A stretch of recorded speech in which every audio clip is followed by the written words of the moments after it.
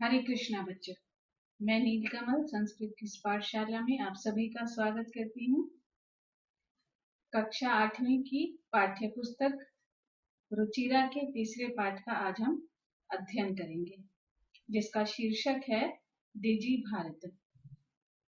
बच्चों, आपको ये पाठ कैसे लग रहे हैं? आप कमेंट बॉक्स में अवश्य लिखें। चैनल को लाइक सब्सक्राइब करें और यदि आपको पाठ अच्छे लग रहे हैं तो दूसरे बच्चों के साथ भी शेयर करें। बेल आइकन जरूर दबाएं, जिससे मेरे आने वाले पाठों की जानकारी या सूचना आपको प्राप्त हो सके। तो चलिए बच्चों, शुरू करते हैं अपना तीसरा पाठ, डिजी भारतम। Digital India. प्रस्तुत पाठ डिजिटल इंडिया के मूल भाव को लेकर लिखा गया निबंधात्मक पाठ है। इसमें वैज्ञानिक प्रगति के उन आयामों को छुआ गया है जिनमें हम एक क्लिक द्वारा बहुत कुछ कर सकते हैं। आज इंटरनेट ने हमारे जीवन को कितना सरल बना दिया है। हम भौगोलिक दृष्टि से एक दूसरे के अत्यंत निकट आ गए हैं। इसके द्वारा जीवन के प्रत्येक क्रियाकलाप सुविधाजनक हो गए हैं। ऐसे ही भावों को यहाँ सरल संस्कृत में व्यक्त किया गया है। आज के समय में इंटरनेट, कंप्यूटर हमारे जीवन का एक महत्वपूर्ण अंग बन गया है। आज जब पूरा विश्व कोरोना जैसी महामारी से जूझ रहा है, स्कूल, कॉलेजेस, इंस्टीट्यूट सब बंद पड़े हैं और हम सब अपने घरों में बैठे हुए हैं। ऐसे समय में इंटरनेट हमारा सबसे बड़ा सहायक हो गया है। आज हम इंटरनेट के माध्यम से ही अपने घर में बैठकर आराम से अपनी पढ़ाई कर रहे हैं, अपनी सिलेबस कंप्लीट कर रहे हैं और अन्य बहुत सारी जानकारी हम इंटरनेट के माध्यम से ले रहे हैं। ये इंटरनेट ही है जिसने, जैसे हमारे पाठ में भी लिखा है कि जिसने हमारे जीवन को बहुत सरल बना दिया है। और किस प्रकार से बना दिया है और इसके क्या क्या लाभ हैं, चलिए पढ़ते हैं अपने इस पाठ में। डिजी भारतम। अद्य संपूर्ण विश्वे डिजिटल इंडिया इत्यस्य चर्चा श्रूयते। अस्य पदस्य क भावः इति मनसि जिज्ञासा उत्पद्यते। अद्य आज संपूर्ण विश्व में डिजिटल इंडिया इत्यस्य चर्चा श्रूयते, यह चर्चा या इसकी चर्चा सुनाई देती है। आज संपूर्ण विश्व में डिजिटल इंडिया, इसकी चर्चा सुनाई देती है। अस्य पदस्य का भावः। अस्य इस पदस्य, पद का या शब्द का का भावः क्या भाव है। मनसी मन में, जिज्ञासा उत्पद्यते यह जानने की इच्छा, उत्पद्यते उत्पन्न होती है। आज संपूर्ण विश्व में डिजिटल इंडिया, इसकी चर्चा सुनाई देती है। इस पद का क्या भाव है। मन में यह जानने की इच्छा उत्पन्न होती है। काल परिवर्तनेन सह मानवस्य आवश्यकता अपि परिवर्तते। काल परिवर्तनेन सह, समय, काल समय और परिवर्तन बदलना। काल परिवर्तनेन सह, समय परिवर्तन के साथ, मानवस्य मनुष्य की, आवश्यकता अपि आवश्यकता भी, परिवर्तते परिवर्तित हो गई है। अर्थात जैसे जैसे समय बदल रहा है वैसे वैसे हमारी जरूरतें भी बदल रही हैं। प्राचीन काले ज्ञानस्य आदान प्रदानं मौखिकम् आसीत्, विद्या च श्रुति परंपरया गृह्यते स्म। प्राचीन काल में ज्ञान का आदान प्रदान मौखिकम आसीत्, मौखिक था। विद्याचा और विद्या श्रुति परंपरा सुनने की परंपरा के द्वारा गृह्य देश में ग्रहण की जाती थी। प्राचीन काल में गुरुकुल में प्राकृतिक वातावरण में पढ़ाई हुआ करती थी। कोई पुस्तक नहीं थी, कोई कागज नहीं था, पेन नहीं था, कुछ नहीं था। गुरु बोलते थे और शिष्य सुनते थे। और कक्षा समाप्त होने के बाद जो शिष्य थे वो एकांत में बैठकर उसका अभ्यास करते थे। केवल ज्ञान को पाने के लिए, यानी कि ज्ञान का आदान और प्रदान दोनों, पढ़ाने के लिए और पढ़ने के लिए सिर्फ सुनने की ही परंपरा थी। आप सुनकर ही ज्ञान अर्जित कर सकते थे। अनंतरम तालपत्रोपरि भोजपत्रोपरि च लेखन कार्यम आरब्धम। अनंतरम बाद में तालपत्र के ऊपर और भोजपत्र के ऊपर लिखने का कार्य आरंभ हुआ। बच्चों, तालपत्र होता है ताड़ के वृक्ष का पत्ता, जो इस प्रकार से होता है। इस प्रकार से कलम के द्वारा उनके ऊपर लिखा जाना आरंभ हुआ। और भोजपत्र होता है एक विशेष प्रकार के वृक्ष की छाल, जिसका स्वरूप इस प्रकार से होता है, ये आप देख रहे हैं, और जिसके ऊपर कलम के, लकड़ी की कलम के माध्यम से इनके ऊपर लिखा जाता था। तो जो सबसे पहले लिखने का आरंभ हुआ हमारे भारत में, वो इस प्रकार से हुआ, तालपत्र और भोजपत्र के ऊपर। परिवर्तिनी काले कर्गदस्य लेखन्या च आविष्कारेण सर्वेषाम् एव मनोगतानां भावानां कर्गद उपरि लेखनं प्रारब्धम्। परिवर्तिनी काले, बदलते समय में, कर्गदस्य कागज, लेखन्या च और कलम अर्थात पेन, बदलते समय में कागज और कलम के आविष्कार के कारण सर्वेषाम एव, सभी ने, मनोगतानाम भावानाम, मन के भावों को, कर्गद ऊपरी, कागज के ऊपर लिखना प्रारंभ किया। जब कागज और पेन आ गया तो फिर क्या हुआ, फिर जो भी हमारी सोच थी, विचार थी, जो भी हम कहना चाहते थे, लिखना चाहते थे, दूसरों को बताना चाहते थे, वो हमने कागज के ऊपर लिखना आरंभ किया। और अब जो था थोड़ी हमारे लिए सरलता हो गई।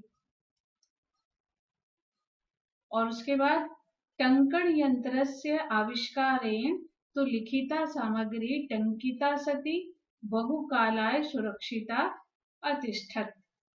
वैज्ञानिक प्रविधि प्रगति यात्रा पुनरपि अग्रे गता। टंकण यंत्रस्य, टाइपिंग मशीन अर्थात टाइपराइटर के आविष्कार के कारण तो लिखिता सामग्री, लिखित सामग्री टंकिता सती, टाइप होने के कारण, बहुकालाय, बहुत समय तक, सुरक्षिता अतिष्ठत, सुरक्षित रहती थी। कागज और पेन के बाद फिर एक हमारे पास हमारा नया आविष्कार हुआ, वो था टाइपराइटर, टाइपिंग मशीन, जो बच्चों इस प्रकार से होता था, जिसके अंदर कागज लगाकर, ये कीबोर्ड है, कीबोर्ड के ऊपर इंग्लिश और हिंदी के अक्षर लिखे हुए होते थे, और जिस भी भाषा में हमें टाइप करना है, लिखना है, वो कागज के ऊपर आ जाता था। अभी ये हो गया कि इस तरीके से जो कार्य किया जाता था टाइपराइटर के द्वारा, वो बहुत लंबे समय तक सुरक्षित रहता था। वैज्ञानिक प्रविधि, वैज्ञानिक तकनीक की प्रगति यात्रा पुनरपि अग्रे गता, और भी आगे गई। जो आविष्कार थे, जो प्रगति थी, जो टेक्निक्स थी, वो यहीं पर ही नहीं रुकी, धीरे धीरे और भी नई चीजें आती रही, और जो तकनीक थी उसकी जो यात्रा थी वो आगे बढ़ती गई। अब आगे क्या हुआ, अद्य सर्वाणि कार्याणि संगणक नामकेन यंत्रेण साधितानि भवन्ति। समाचार पत्राणि, पुस्तकानि च कंप्यूटर माध्यमेन पठ्यन्ते लिख्यन्ते च। अद्य, आज, सर्वाणि कार्याणि सभी कार्य संगणक नामकेन कंप्यूटर नामक यंत्र के द्वारा साधितानि भवन्ति सिद्ध होते हैं अर्थात किए जाते हैं। आज सभी कार्य कंप्यूटर नामक यंत्र के द्वारा किए जाते हैं। समाचार पत्राणि समाचार पत्र, पुस्तकानि च और पुस्तकें कंप्यूटर माध्यमेन कंप्यूटर के द्वारा पढ़ी जाती हैं और लिखी जाती हैं। आज सभी कार्य कंप्यूटर नामक यंत्र के द्वारा सिद्ध होते हैं। समाचार पत्र और पुस्तकें कंप्यूटर के द्वारा पढ़ी व लिखी जाती हैं। तो ये बच्चों हमारा कंप्यूटर और कहाँ से शुरुआत हुई। वृक्ष के पत्तों के ऊपर लिखने से जो शुरुआत हुई थी, आज हम कहाँ तक पहुंचे हैं? कंप्यूटर तक। आज कंप्यूटर के माध्यम से ही किताबें, समाचार पत्र पढ़े भी जा रहे हैं और लिखे भी जा रहे हैं। कर्गद उद्योगे वृक्षाणाम् उपयोगेन वृक्षः कर्त्यन्ते स्म परं संगणकस्य अधिकाधिक प्रयोगेन वृक्षाणां कर्तने न्यूनता भविष्यति इति विश्वासः। कर्गद उद्योगे कागज उद्योग में वृक्षाणाम उपयोगेन वृक्षों के उपयोग के कारण वृक्षा कर्त्यन्ते स्म वृक्ष काटे जाते थे। परंतु संगणकस्य अधिकाधिक प्रयोगेन कंप्यूटर के अधिक से अधिक प्रयोग के कारण वृक्षों के कर्तने काटने में न्यूनता भविष्यति कमी होगी इति विश्वासः ऐसा विश्वास है। कागज उद्योग में वृक्षों के उपयोग के कारण वृक्ष काटे जाते थे, परंतु कंप्यूटर के अधिक से अधिक प्रयोग के कारण वृक्षों के काटने में कमी होगी ऐसा विश्वास है। अनेन पर्यावरण सुरक्षायाः दिशि महान उपकारो भविष्यति। इसके द्वारा या इससे पर्यावरण की सुरक्षा की दिशा में महान उपकारो भविष्यति बहुत बड़ा उपकार होगा। इससे पर्यावरण की सुरक्षा की दिशा में बहुत बड़ा उपकार होगा, क्योंकि अब जब कंप्यूटर पर सारा काम हो रहा है तो कागज का कम से कम प्रयोग होगा, और कागज का यदि कम प्रयोग होगा तो वृक्ष भी कम काटे जाएंगे, जिससे हमारा पर्यावरण सुरक्षित रहेगा। अधुना आपणे वस्तु क्रयार्थम रूप्यकाणाम अनिवार्यता न अस्ति। अधुना अब आपणे दुकान में वस्तु क्रयार्थम वस्तुएं खरीदने के लिए रुपयों की अनिवार्यता न अस्ति। रुपयों की आवश्यकता नहीं है। कैसे नहीं है? इसका मतलब ये नहीं है कि हमें चीजें लेते समय अब पैसा देना ही नहीं पड़ेगा, हमें ऐसे ही बिना पैसे की ही चीजें मिल जाएंगी। उसका कारण ये है कि डेबिट कार्ड, क्रेडिट कार्ड इत्यादि सर्वत्र रूप्यकाणां स्थानं गृहीतवन्तौ। डेबिट कार्ड और क्रेडिट कार्ड इत्यादि ने सर्वत्र सब जगह रूप्यकाणां स्थानं रुपयों का स्थान गृहीतवन्तौ ले लिया है। अब जब हम मार्केटिंग के लिए जाते हैं या शॉपिंग करने के लिए जाते हैं या कोई सामान खरीदने के लिए जाते हैं तो अपनी पास कैश रखने की बजाय हम किसका प्रयोग करते हैं? डेबिट कार्ड या क्रेडिट कार्ड का, जिससे हम आसानी से चीजों को खरीद लेते हैं।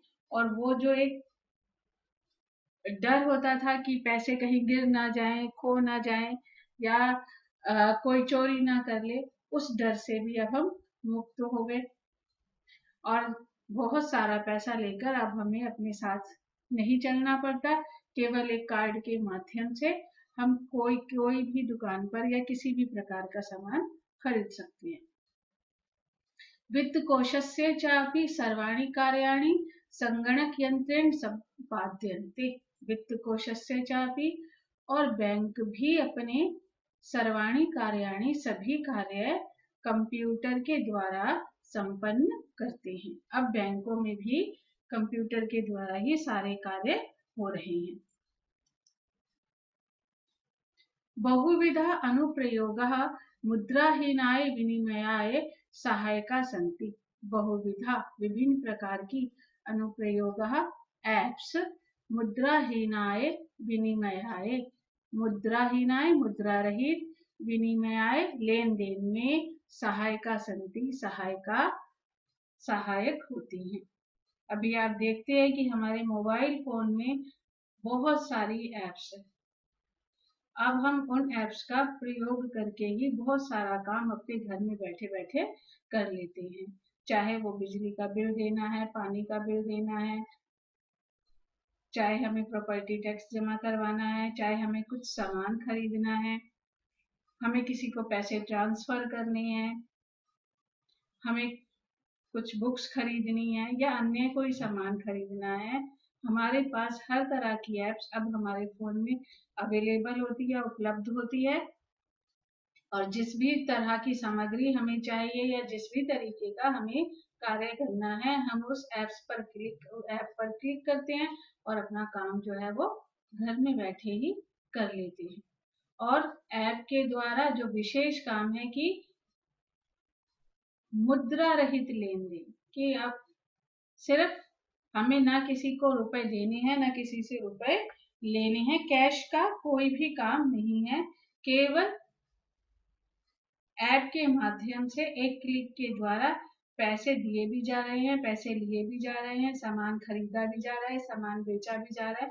तो हर प्रकार की एप्स आज हमारे पास उपलब्ध है, जिससे हमारा काम बहुत ही आसान हो गया है।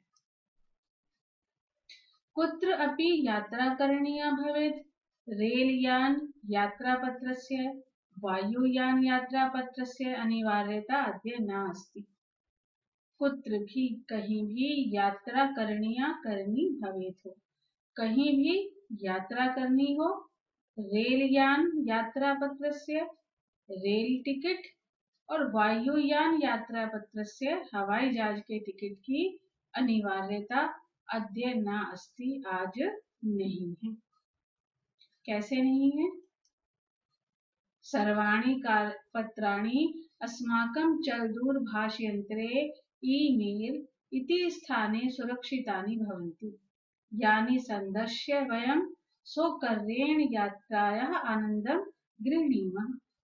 सर्वाणि पत्राणि सभी टिकट सभी पत्र हमारे चल दूरभाष यंत्रे मोबाइल फोन में ईमेल इति स्थाने इस स्थान पर सुरक्षितानि भवन्ति सुरक्षित होते हैं, यानी जिनको संदर्श्य दिखाकर वयम हम सब स्वकर्येण आसानी से यात्रा का आनंद ग्रहण करते हैं। सभी टिकट हमारे मोबाइल फोन में ईमेल इस स्थान पर सुरक्षित होते हैं, जिनको दिखाकर हम सब आसानी से यात्रा का आनंद ग्रहण करते हैं। अब हमें टिकट साथ में रखने की आवश्यकता नहीं है। जब हम यात्रा पर जाते हैं तो हम अपने मोबाइल फोन हमेशा हमारे पास होता है, हम अपना उसमें मेल खोलते हैं और उस मेल में हमारी टिकट सुरक्षित होती है, और जब भी जरूरत पड़ती है हम उस टिकट को दिखाकर अपनी यात्रा को जो है आसानी से करते हैं। और जो एक टिकट खोने का डर या टिकट को याद से घर से ले जाने की जो एक परंपरा थी कि कह कहीं टिकट ना भूल जाए, टिकट खो ना जाए, टिकट खराब ना हो जाए, पानी से गीली ना हो जाए, तो ये सारी चीजें जो होती थी अब उन सब चीजों से हमें छुटकारा मिल चुका है, क्योंकि वो हमारे मेल में है और हम उसे दिखाकर अपनी यात्रा कर सकते हैं। और क्या क्या फायदे हैं? चिकित्सालये अपि उपचारार्थं रूप्यकाणाम् आवश्यकता अद्य न अनुभूयते। चिकित्सालय अपि अस्पताल में भी उपचारार्थम उपचार के लिए रुपयों की आवश्यकता आज नहीं होती। सर्वत्र कार्ड माध्यमेन ई-बैंक माध्यमेन शुल्कं प्रदातुं शक्यते। सर्वत्र सब जगह कार्ड माध्यमेन कार्ड के द्वारा, ई-बैंक माध्यमेन नेट बैंकिंग के द्वारा शुल्क प्रदातुं शक्यते, शुल्क दिया जा सकता है। जो भी चार्जेस हैं, जो भी फीस है, वो हम आसानी से अपने कार्ड के द्वारा या नेट बैंकिंग के द्वारा दे देते हैं। और अभी तो और भी बहुत सारी ऐप्स हमारे पास आ गई हैं जिसके द्वारा हम आसानी से पेमेंट कर सकते हैं।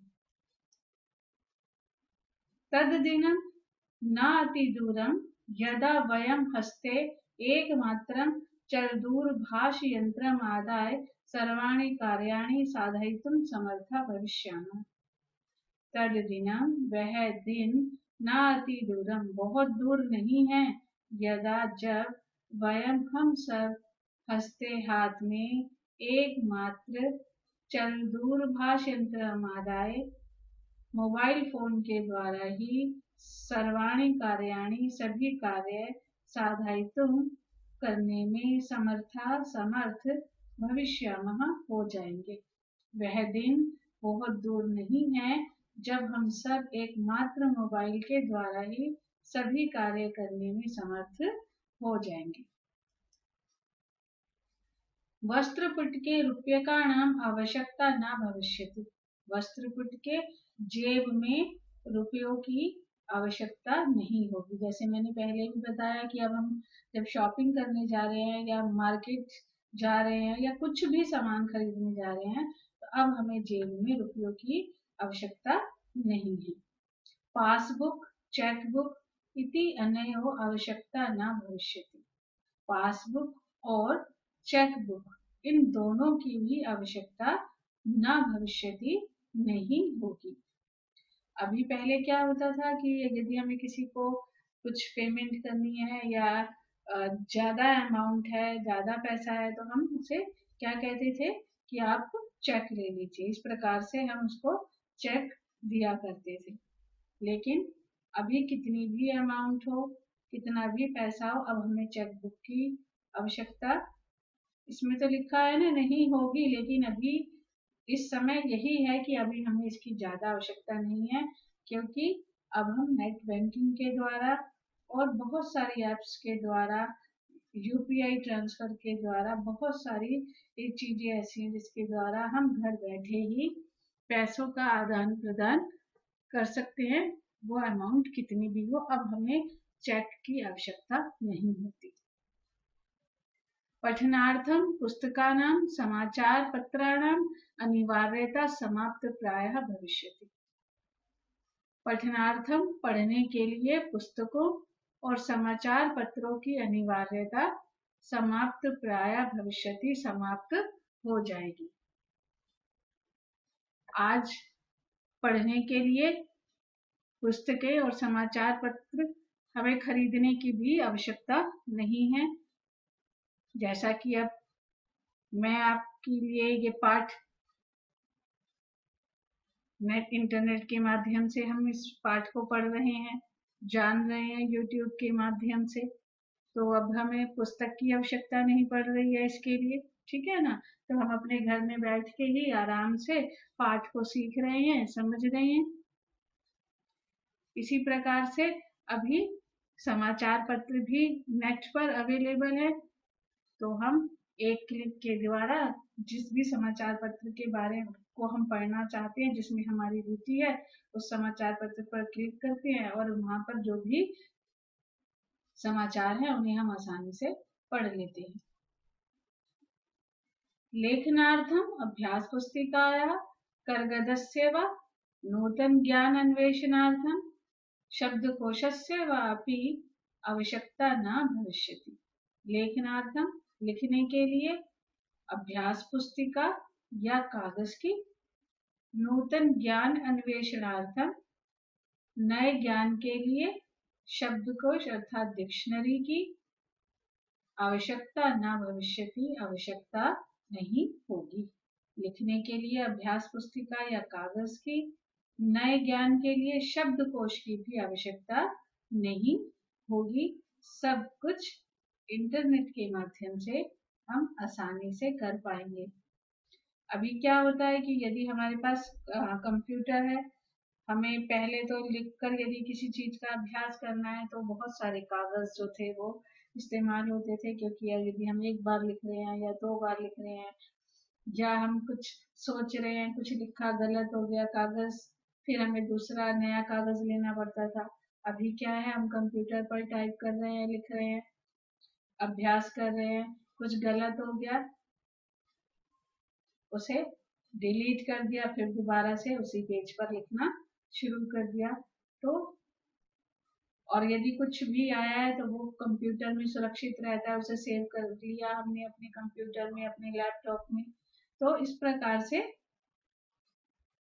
जो है हम बहुत सारी चीजें जो हैं उनकी बचत भी हो रही है, विशेष रूप से कागज की। और दूसरी चीज ये कि शब्दकोश की भी आवश्यकता नहीं होगी। अभी आप देख रहे हैं कि हमें किसी भी चीज की जानकारी चाहिए, किसी भी चीज की, तो हम क्या करते हैं, सीधा इंटरनेट पर जाते हैं। पहले क्या होता था कि हम लाइब्रेरी जाएंगे, वहां पर बुक्स ढूंढेंगे, वो बुक्स वहां पर अवेलेबल है या नहीं है ये भी हमें नहीं मालूम। लेकिन आज की परिस्थिति क्या है कि हमें कुछ भी खोजना है, कुछ भी जानना है, हम एक क्लिक हम लिखते हैं, नेट ऑन करते हैं, लिखते हैं, और वो सारी जानकारी हमारे पास आ जाती है।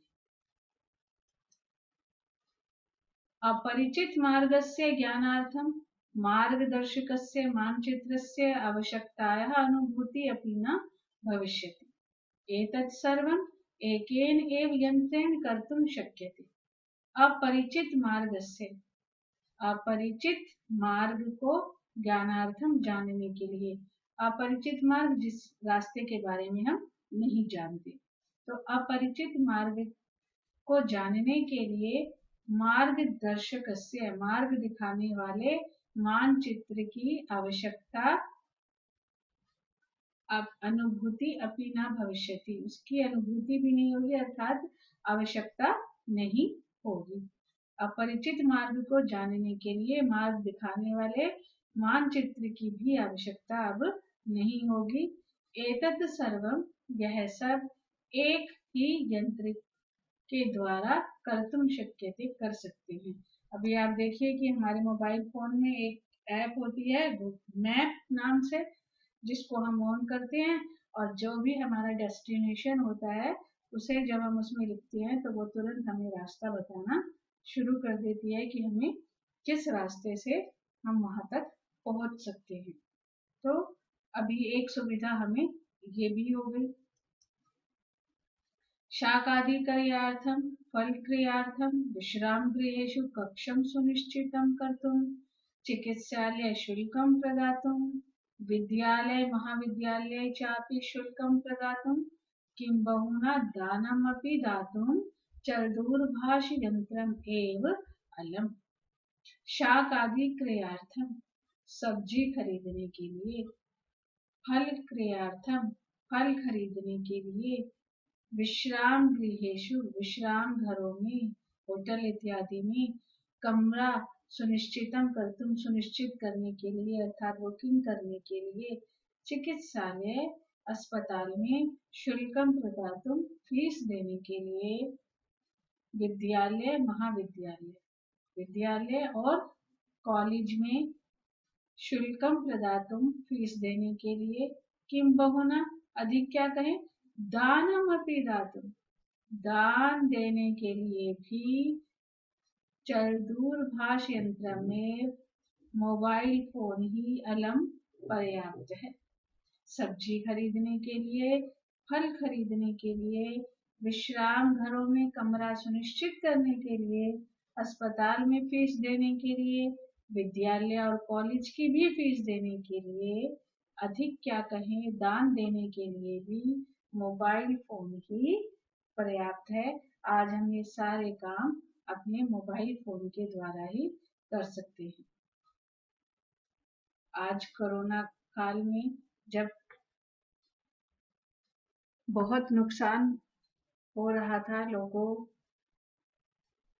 को बहुत सारी परेशानियों का सामना करना पड़ रहा था, सब उद्योग और काम और दुकानें सब बंद हो गए थे, पैसे की बहुत आवश्यकता थी, तो बहुत सारे लोगों ने दान दिया।